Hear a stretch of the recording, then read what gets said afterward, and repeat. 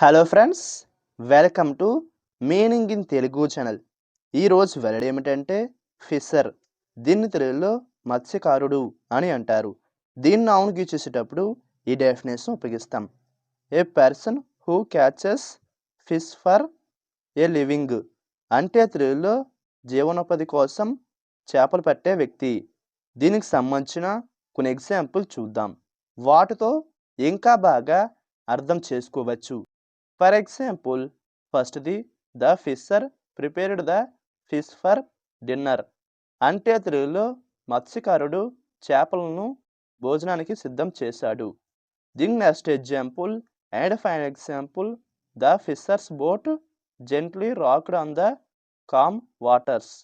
అంటే తెలుగులో మత్స్యకారుడు పడవ ప్రశాంతమైన నీళ్లపై మెల్లగా కదిలింది. ఈ వీడియో మీకు నచ్చితే లైక్ చేయండి.